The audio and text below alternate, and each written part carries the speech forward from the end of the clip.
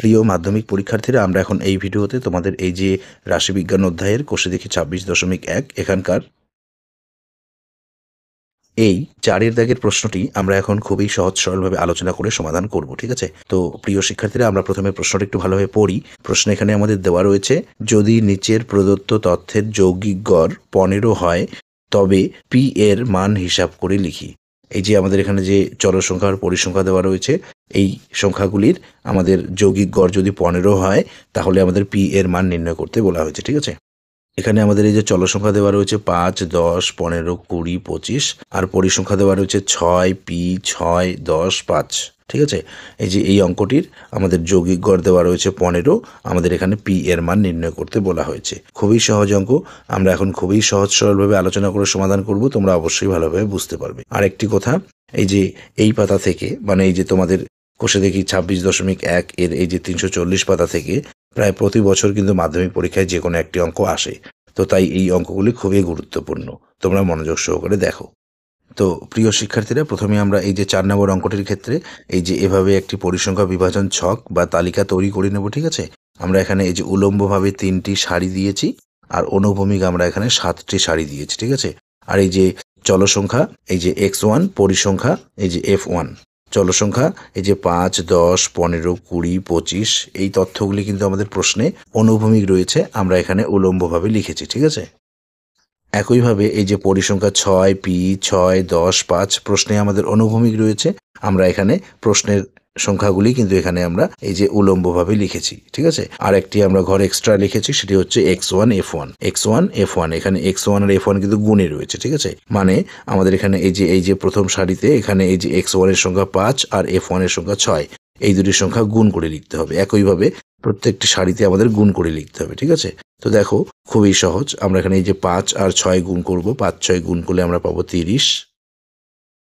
এরপরে যে 10 আর পি গুণ করব, 10 আর পি গুণ করলে আমরা পাবো 10 পি। 15 আর 6 গুণ করব, 15 আর 6 গুণ করলে আমরা পাবো 6, 15, 90। এরপরে যে 20 আর 10 গুণ করব, 20 আর 10 গুণ করলে আমরা পাবো 200। 25 আর 5 গুণ করব, 25 আর 5 গুণ করলে আমরা পাবো 125। 5, 25-এ 125 হয়। ঠিক আছে, এখন আমরা এই যে পরিসংখ্যার এখানে একবারে নিচে এই যে মোট f1 লিখেছি, ক্যাপিটাল সিগমা f1, মানে মোট পরিসংখ্যা আমাদের এখানে যোগ করে লিখতে হবে। ঠিক আছে, তো আমরা এখানে দেখতে পাচ্ছি 1টি, 2টি, 3টি, 4টি, 5টি সংখ্যা রয়েছে, তার মধ্যে থেকে একটি দেখতে পাচ্ছি চল সংখ্যা রয়েছে, পি চল সংখ্যা। তো এই যে চল সংখ্যাটিকে আমরা এখানে আলাদাভাবে লিখবো। ঠিক আছে, এরপরে আমাদের এখানে থাকলো হচ্ছে 4টি সংখ্যা, স্বাভাবিক সংখ্যা 6, 6, 10, 5। তো এখন আমরা এই 6, 6, 10, 5 যোগ করে এখানে লিখবো। ঠিক আছে, তো এই পি এর সামনে আগে একটি যোগ চিহ্ন দিতে হবে। তো এই দেখো এই যে 5 আর এই 6 যোগ করলে আমরা পাবো 11, 11 আর 6 যোগ করলে আমরা পাবো 17, 17, 7, হাতে থাকবে 1, 1 আর 1 যোগ করলে আমরা পাবো 2, এই যে 27 প্লাস পি হলো। ঠিক আছে, এরপর আমরা এই যে ক্যাপিটাল সিগমা x1 f1, মানে মোট x1 f1 তথ্যগুলি আমরা যোগ করে এখানে লিখবো। ঠিক আছে, এখানেও আমরা দেখতে পাচ্ছি 1টি, 2টি, 3টি, 4টি, 5টি সংখ্যা রয়েছে, তার মধ্যে দেখতে পাচ্ছি এখানে চল সংখ্যা যুক্ত একটি সংখ্যা রয়েছে 10p। তো এই 10p আমরা এখানে আলাদাভাবে লিখবো, 10p, তার সামনে প্লাস দিতে হবে। এরপরে এই যে বাকি 4টি সংখ্যা আমরা এখানে যোগ করে লিখবো। ঠিক আছে, তো এই যে যোগটি আমরা এখানে রাপ ওয়ার্কে সাজিয়ে লিখি তাহলে একটু সুবিধে হয়। এই যে 30, এই যে 90, 200, এই যে 125 যোগ করলে আমরা এখানে পাবো 5, 9, 3, 12, 12, 2, 14, 4, হাতে 1, 1, 1, 2, 2, 4, 445 পাচ্ছি। তো আমরা এখানে এই যে মোট পরিসংখ্যা যোগ করলাম আর মোট x1 f1 যোগ করলাম। ঠিক আছে, এই যে প্রশ্নে আমাদের যৌগিক গড় দেওয়া রয়েছে 15, তাই আমরা লিখেছি প্রদত্ত যৌগিক গড় 15। এরপরে আমরা লিখব প্রশ্নানুসারে আমরা এখানে প্রশ্নানুসারে লিখলাম, মানে আমরা এখানে একটা সমীকরণ গঠন করব। ঠিক আছে, তো আমরা জানি যৌগিক গড় নির্ণয়ের সূত্র হচ্ছে মোট x1 f1 ভাগ মোট পরিসংখ্যা। ঠিক আছে, মানে মোট f1। তো এই সূত্রটি আমরা এখানে লিখি, capital sigma x1 f1 by capital sigma f1। এই যে মোট f1 দিয়ে মোট x1 f1 কে ভাগ করলেই কিন্তু আমরা যৌগিক গড় পেয়ে যাই। ঠিক আছে, তো এই তথ্যটিও যা আর এই যে 15 কিন্তু তা, সেই জন্য আমরা এই যে এই সূত্রটি আর 15 দিয়ে এখানে একটি সমীকরণ গঠন করলাম। ঠিক আছে, দুটি তথ্যই একই। এরপর আমরা বা লিখব। এখন আমরা এই যে মোট x1 f1 এর জায়গায় এই যে 445 যোগ 10p লিখব, ঠিক আছে?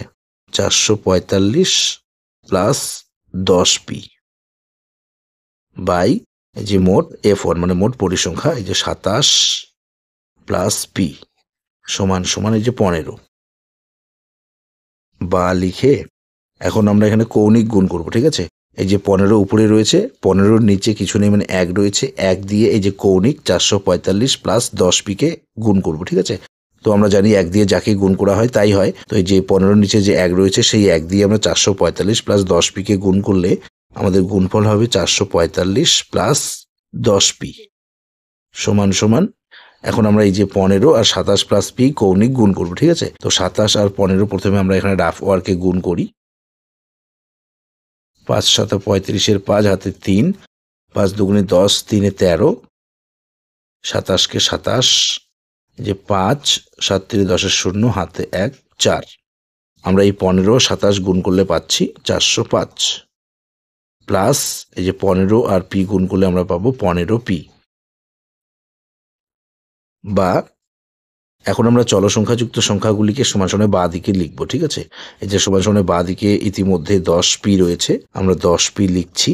সমান সমানে বাঁ দিকে রয়েছে, বাঁ দিকেই লিখলাম। এরপর এই সমান সমান ডান দিকে প্লাস 15p রয়েছে, সমান সমান ডান দিক থেকে বাঁ দিকে নিয়ে আসবো, ঠিক আছে? বা পক্ষান্তর করব।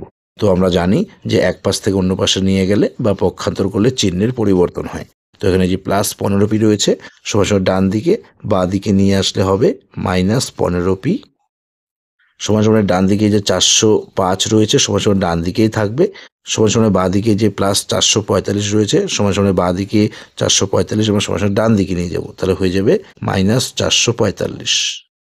বা এখন আমরা এখানে প্লাস মাইনাস করব, ঠিক আছে? দেখো এই যে 10pর সামনে কোনো চিহ্ন নেই মানে প্লাস রয়েছে, আর 15pর সামনে মাইনাস রয়েছে। তো প্লাসে মাইনাসে মাইনাস হয় মানে বিয়োগ করতে হবে। তো 15টি থেকে 10টি বিয়োগ করলে আমরা পাবো 5টি। এই সমান সমান আমরা বড় সংখ্যার চিহ্ন দিলাম, ঠিক আছে? এখানে সমান সমান ডান দিকে প্লাস 405 মাইনাস 445 রয়েছে, তো প্লাসে মাইনাসে মাইনাস বিয়োগ করতে হবে। তো এই যে 445 থেকে 405 বিয়োগ করলে আমরা পাবো 40, বড় সংখ্যার চিহ্ন মাইনাস। এখন আমরা এখানে সমান সমান বাঁ দিকের মাইনাস কেটে দেই আর সমান সমান ডান দিকের মাইনাস কেটে দেই। এরপর আবার বা লিখতে হবে। বা লিখে এই আমরা পি লিখব, সমান সমান দেব, সমান সমান ডান দিকে 40 রয়েছে, সমান সমান ডান দিকে 40 থাকবে। সমান সমানের বাঁ দিকে যে 5 আর p কিন্তু গুণে ছিল, ঠিক আছে? তো এখানেও আমরা পক্ষান্তর করব বা সমান সমানের বাঁ দিক থেকে ডান দিকে নিয়ে যাব। তো বাঁ দিকে গুণে রয়েছে, ডান দিকে নিয়ে গেলে ভাগে লিখতে হবে। এই তো এখন আমরা এখানে পাচ্ছি 40/5। তো এই 40/5 আমরা কাটাকাটি করতে পারি বা ভাগ করতে পারি। তো দেখো মুখে মুখে কাটাকাটি করা যাবে। 5-এর 5 কেটে দিলে 1, 40-এর 5 কেটে দিলে 8। সুতরাং আমরা এখানে অ্যান্সার পাচ্ছি এই p সমান সমান 8। তো প্রশ্নে আমাদের এই যে পি এর মান নির্ণয় করতে বলা হয়েছে, আমরা পি এর মান পেয়ে গেলাম 8, ঠিক আছে? আমরা এখানে আরেকটি লাইন সাজিয়ে লিখি। সুতরাং নির্ণেয় পি এর মান হলো 8।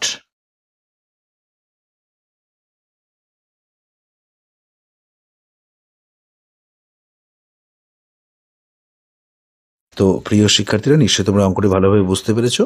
তো এই ভিডিওতে এই পর্যন্ত। ধন্যবাদ।